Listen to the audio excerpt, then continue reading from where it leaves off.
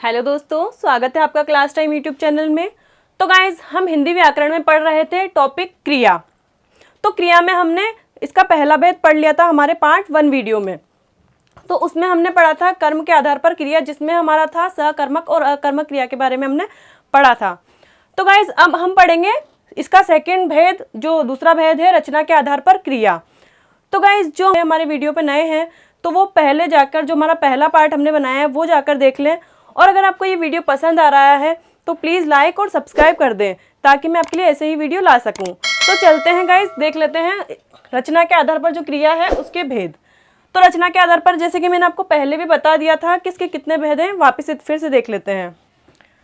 तो रचना के आधार पर जो क्रिया है उसके भेद हैं सामान्य, सहायक, संयुक्त और सजातीय। और सेकंड है पूर्वकालिक, प्रेरणार्थक। पहला सामान्य, दूसरा सहायक, तीसरा संयुक्त, चौथा सजातीय, पांचवा है पूर्वकालिक, प्रेरणार्थक, नाम धातु और अनुकरणात्मक। तो गाइज, मैंने आपको इसके बारे में एक ट्रिक भी बताई थी, जो मैं फिर से आपको बता देती हूँ। सपना, तो स से ही होगा सामान्य, सहायक, संयुक्त और सजातीय। और पै से होगा पूर्वकालिक और प्रेरणार्थक।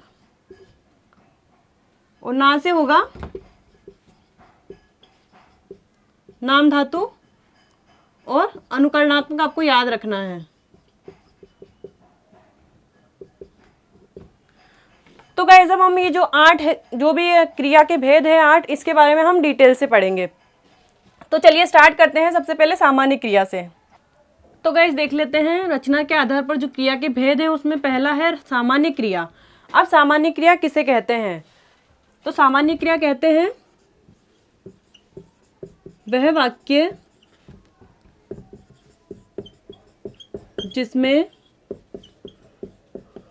सिर्फ एक ही क्रिया हो, वह क्या कहलाती है? सामान्य क्रिया कहलाती है।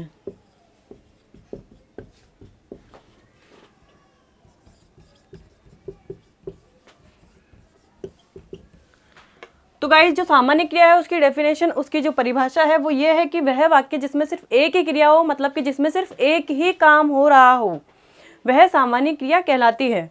अब देख लेते हैं इसके उदाहरण के थ्रू। जैसे मैंने यहाँ लिखा, सीता खाना बनाती है। तो इसमें जो क्रिया है वो क्या है? बनाना। सीता क्या है? कर्ता। खाना क्या है? कर्म। और बनाना क्या है? क्रिया। तो गाइस, इसमें कितने काम हो रहे हैं? सिर्फ एक ही हो रहा है, वो क्या हो रहा है? बनाने का। तो ये क्या होगी? हमारी सामान्य क्रिया। अब सेकंड, जैसे कि मैंने यहाँ लिखा,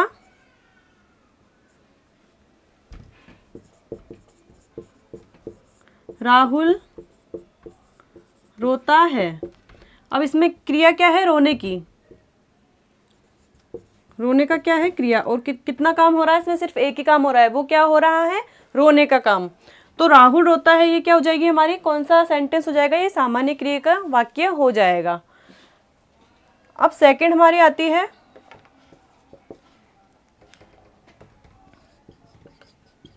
सहायक क्रिया। तो सहायक क्रिया की परिभाषा है वह क्रिया जो मुख्य क्रिया की सहायता करे।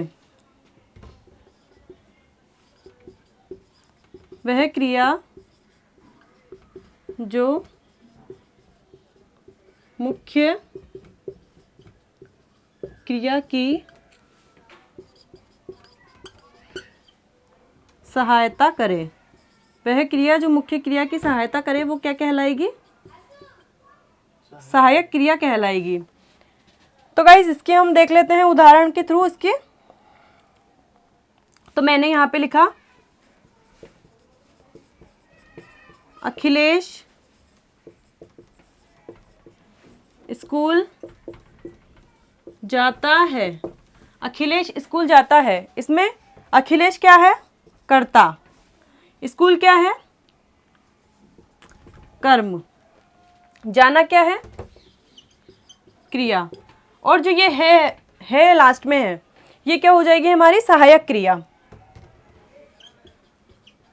सहायक क्रिया, जिसके बिना कि पूरा सेंटेंस हमारा अधूरा होता है। अगर मैं ये सहायक क्रिया इसमें नहीं लगाती तो ये सेंटेंस हमारा अधूरा हो जाता। अगर मैं सिर्फ कहती कि अखिलेश स्कूल जाता और इसमें मैं है नहीं बोलती तो ये सेंटेंस अधूरा सा लगता।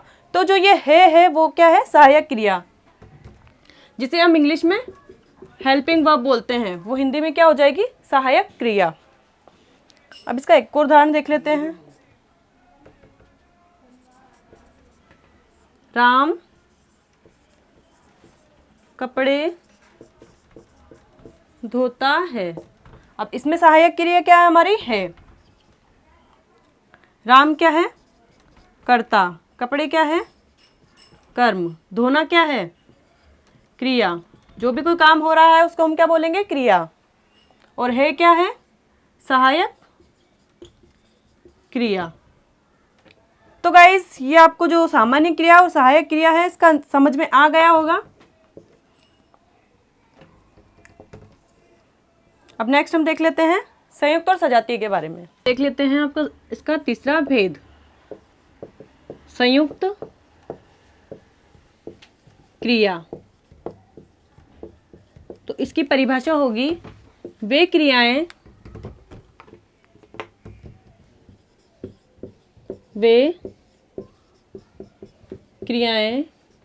जो दो या दो से अधिक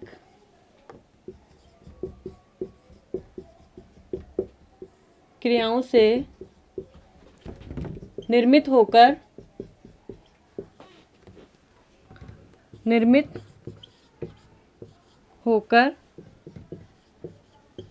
एक ही क्रिया का काम करें। वे क्रियाएं जो दो या दो से अधिक क्रियाओं से निर्मित होकर एक ही क्रिया का काम करे, वो क्या कहलाएगी? हमारी संयुक्त क्रिया। तो गाइस, जो ये संयुक्त क्रिया है उसमें क्रियाएं तो दो होंगी लेकिन वो एक ही क्रिया का काम करेंगे। अब देख लेते हैं कैसे। तो इसके उदाहरण जैसे मैंने लिखा, माँ ने खाना बना लिया। अब इसमें बनाना और लेना, ये क्रियाएं, दो क्रियाएं हैं, अलग अलग हैं, बनाना और लेना। ये दो अलग अलग क्रियाएं हैं लेकिन ये दोनों क्रियाएं एक ही क्रिया का काम कर रही है। अगर मैं यहाँ पर लिखती माँ ने खाना बना, सिर्फ मैं बना तक ही ये शब्द लिखती तो ये शब्द अधूरा सा लगता। या फिर मैं लिखती यहाँ पर माँ ने खाना लिया, अगर मैं बना नहीं लिखती, सिर्फ लिया लिखती, माँ ने खाना लिया, तब भी ये शब्द अधूरा सा लगता। तो गाइज, ये जो दोनों है बनाना और लेना, ये दोनों एक ही क्रिया का काम कर रहे हैं यहाँ पे। तो माँ ने खाना बना लिया, ये पूरा सेंटेंस होगा हमारा। अब सेकंड मैंने लिखा है यहाँ पे, बालक छत से कूद पड़ा। अब जो यहाँ पर ये कूदना, ये जो कूद है ये क्रिया फर्स्ट है और जो पड़ा है ये सेकंड क्रिया है। तो इसमें क्रियाएं तो दो है, दो या दो से अधिक बोला था इसमें कि दो या दो से अधिक क्रियाएं से निर्मित हो लेकिन एक ही क्रिया का काम करे। तो ये जो दोनों शब्द हैं ये एक ही क्रिया का काम कर रहे हैं, कूदना और पढ़ना। मतलब ये बालक छत से कूद पड़ा, तो ये हो जाएगी हमारी संयुक्त क्रिया। अब फोर्थ हम देख लेते हैं, सजातीय।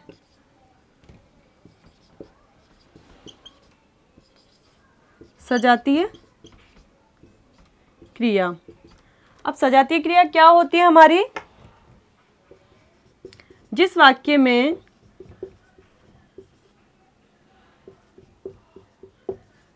कर्म और क्रिया एक ही धातु से मिलकर बने हों, एक ही धातु से मिलकर बने हो। सजातीय क्रिया क्या कहलाएगी हमारी? जिस वाक्य में कर्म और क्रिया एक ही धातु से मिलकर बने हो वो हमारी क्या कहलाएगी? सजातीय क्रिया। अब कुछ उदाहरण के थ्रू इसके देख लेते हैं।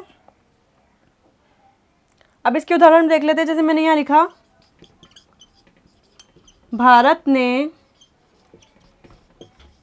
अनेक लड़ाइयाँ लड़ी। भारत ने अनेक लड़ाइयाँ लड़ी। अब इसमें जो ये लास्ट में जो ये शब्द है लड़ाइयाँ और लड़ी, तो ये भी लड़ धातु से बना है, और जो ये लड़ी है ये भी लड़ धातु से बना है। तो इसमें ये तो कर्म है और जो ये लड़ी है वो क्रिया है। तो मैंने क्या कहा, जिस वाक्य में कर्म और क्रिया एक ही धातु से, मतलब कि एक ही धातु से बनी है, ये भी लड़ से बनी है और ये भी लड़ से बनी है, एक ही धातु से मिलकर बने हो, वो क्या कहलाएगी? हमारी सजातीय क्रिया। अब देख लेते हैं इसका एक और एग्जाम्पल। जैसे मैंने यहाँ पे लिखा, खिलाड़ी ने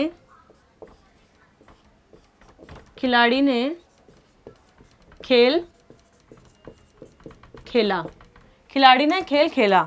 अब जो ये लास्ट में जो ये शब्द है खेल और खेला, ये एक ही धातु से निर्मित है, जिसमें एक तो होगा हमारा कर्म और दूसरा होगा क्रिया। लेकिन ये क्या है? एक ही धातु से निर्मित है। तो जहाँ भी हमें ऐसे शब्द दिखे वो हमेशा हमारी क्या होगी? सजातीय क्रिया। 5th नंबर पर आती है हमारी पूर्वकालिक क्रिया। अब जो ये पूर्वकालिक क्रिया है वो एग्जाम की दृष्टि से बहुत ही महत्वपूर्ण है। एग्जाम में ज़्यादातर सकर्मक क्रिया, अकर्मक क्रिया और जो ये पूर्वकालिक क्रिया है इसके ही प्रश्न देखने को मिलते हैं। तो चलिए देख लेते हैं इसकी परिभाषा। तो इसकी परिभाषा है कि जिस वाक्य में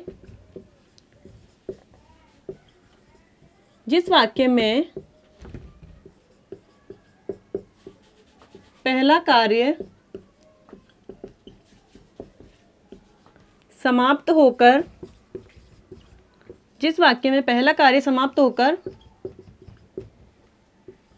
दूसरा कार्य शुरू हो जाए। जिस वाक्य में पहला कार्य समाप्त होकर दूसरा वाक्य शुरू हो जाए वह क्या कहलाती है? पूर्वकालिक क्रिया कहलाती है। अब देख लेते हैं इसके उदाहरण। तो मैंने यहाँ पे लिखा, राम पढ़कर सो गया। राम पढ़कर सो गया। तो इसमें कैसे पता चलेगा हमें पहला कार्य शुरू हुआ है और दूसरा कार्य समाप्त हो गया? कैसे? जैसे मैंने यहाँ लिखा, राम पढ़कर सो गया। पढ़कर सो गया मतलब पहला काम क्या किया उसने? पढ़ने का, और सेकंड काम क्या किया उसने? सोने का। पढ़कर सो गया।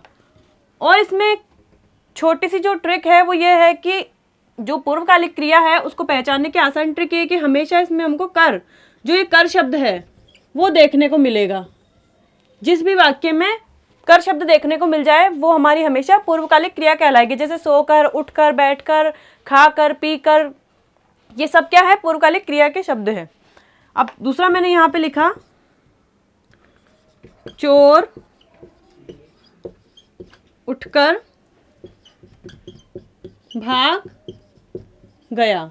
अब मैंने देखा कि यहाँ पर भी ये कर शब्द लिखा हुआ है, चोर उठकर भाग गया। तो ये भी क्या कहलाएगी? पूर्वकालिक क्रिया वाक्य कहलाएगा ये। अब इसी का गाइस एक और भेद आता है तात्कालिक। तात्कालिक क्रिया। अब जो ये पूर्वकालिक क्रिया है और जो ये तात्कालिक है ये इसी का एक भेद है। इसमें सिर्फ थोड़ा सा ही अंतर होता है। जैसे कि मैंने यहाँ पे लिखा, सीता खाते ही सो गई। सीता खाते ही सो गई। अब यहाँ पर इसमें और इसमें क्या अंतर है? इसमें सिर्फ थोड़ा सा ही अंतर है। वो क्या है? जैसे कि मैंने यहाँ लिखा, सीता खाते ही सो गई, मतलब इसमें समय का बिल्कुल भी अंतर नहीं होगा। इसमें समय का अंतर होगा पूर्वकालिक में, और जो तात्कालिक है इसमें समय का अंतर नहीं होगा।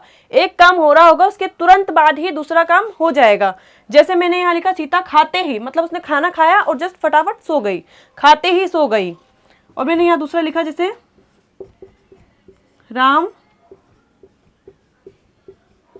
पढ़ते ही स्कूल चला गया। राम पढ़ते ही स्कूल चला गया, मतलब कि पढ़ते ही स्कूल चला गया। तो इसमें समय का अंतर नहीं होगा जी, पूर्वकालिक क्रिया है, इसमें समय का अंतर नहीं होगा, मतलब कि जो एक कार्य होगा उसके जस्ट बाद तुरंत ही दूसरा कार्य शुरू हो जाएगा। और जो ये पूर्वकालिक क्रिया है उसमें एक कार्य होगा, उसमें थोड़ा सा टाइम का गैप होगा, फिर दूसरा कार्य शुरू होगा।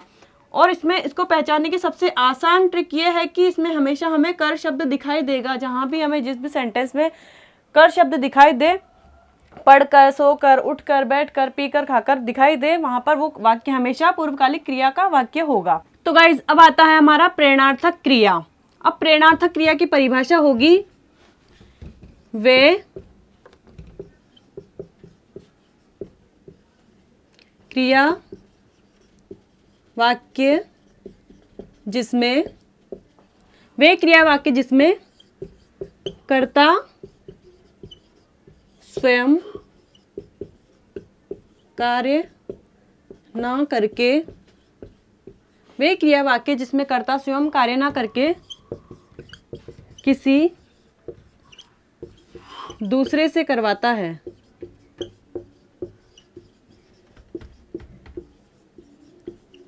वे क्रिया वाक्य जिसमें कर्ता स्वयं कार्य ना करके किसी दूसरे से करवाता है, वो कौन सी क्रिया कहलाती है? प्रेरणार्थक क्रिया। अब इसके उदाहरण देख लेते हैं। तो जैसे मैंने यहाँ पे लिखा, राधा शाम से पत्र लिखवाती है।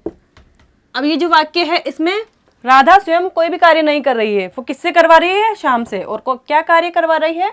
पत्र लिखवाने का। तो जहाँ पर भी हमें ऐसा सेंटेंस दिख जाए, ऐसा वाक्य दिख जाए कि जहाँ पर कर्ता स्वयं कार्य न करके किसी दूसरे पर्सन से करवाता है, तो वो क्रिया कहलाती है प्रेरणार्थक क्रिया। अब सेकंड हमारी है, जैसे मैंने लिखा यहाँ, माँ बालिका से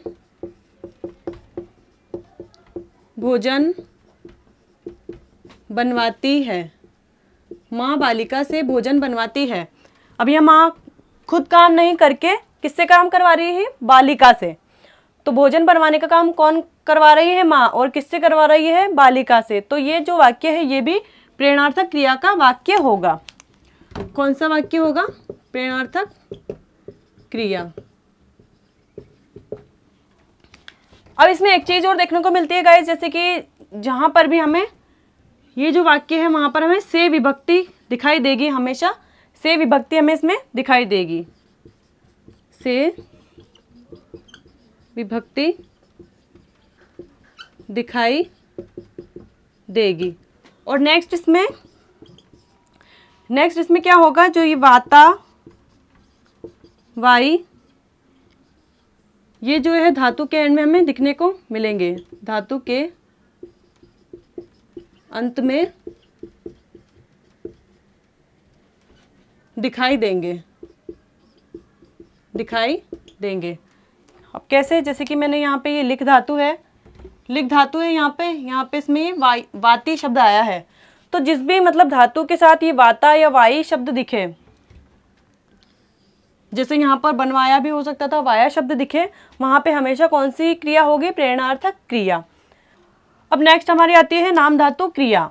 अब नाम धातु क्रिया की जो परिभाषा है वो होगी, वे क्रियापद जो संज्ञा, सर्वनाम या विशेषण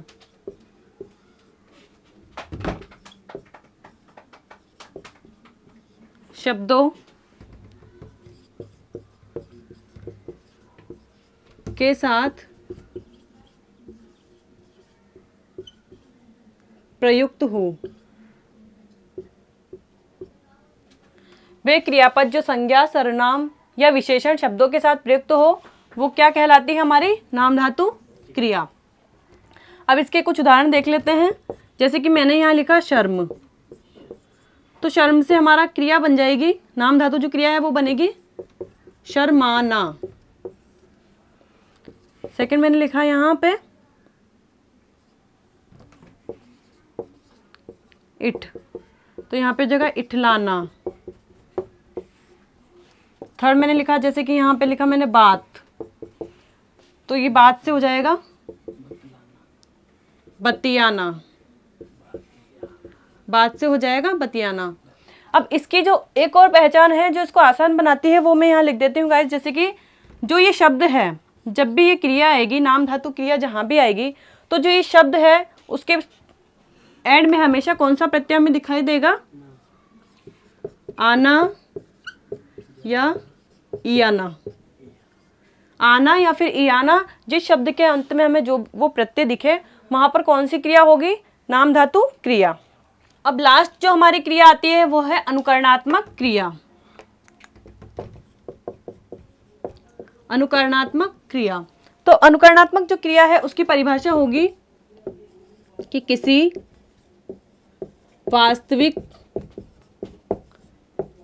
वास्तविक या कल्पित ध्वनि के अनुकरण से लोगों के द्वारा जिस क्रिया का निर्माण कर लिया गया वो क्या कहलाती है? अनुकरणात्मक क्रिया कहलाती है। किसी वास्तविक या कल्पित ध्वनि के अनुकरण से लोगों के द्वारा जिस भी क्रिया का निर्माण कर लिया गया है वो क्या कहलाती है? हमारी अनुकरणात्मक क्रिया। अब इसके कुछ एग्जाम्पल्स देख लेते हैं। जैसे कि मैंने यहाँ पे लिखा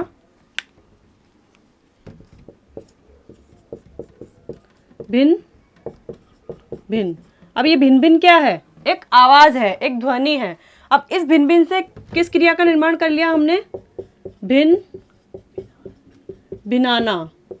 इसमें कौन सी क्रिया का निर्माण कर लिया? भिन्न भिनाना। अब सेकंड मैंने यहाँ पे लिखा जैसे कि फुस फुसफुस। अब इससे कौन सी क्रिया का निर्माण कर लिया? फुस फुसाना। इसमें क्रिया बन गई फुसफुसाना।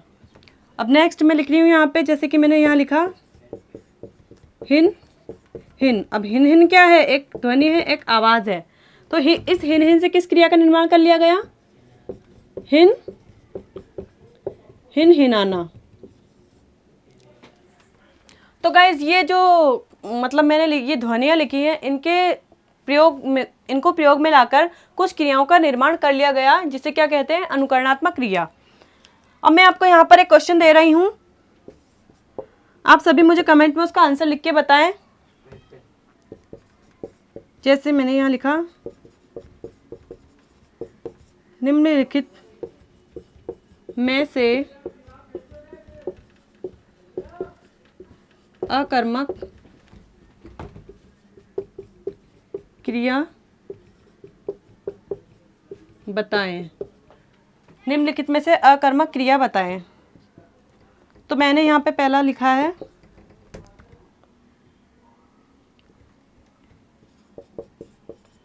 मोहन पत्र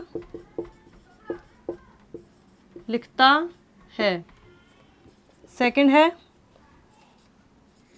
वह पढ़ता है। थर्ड है बच्ची सो रही है। फोर्थ है बच्चे केले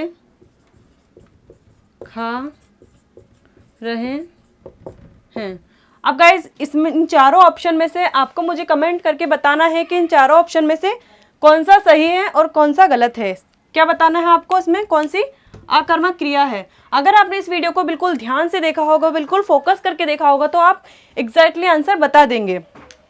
तो गाइज आपको ये वीडियो कैसा लगा, प्लीज़ कमेंट और शेयर और लाइक कर दीजिए और सब्सक्राइब करना नहीं भूलें। Okay guys, thanks for watching.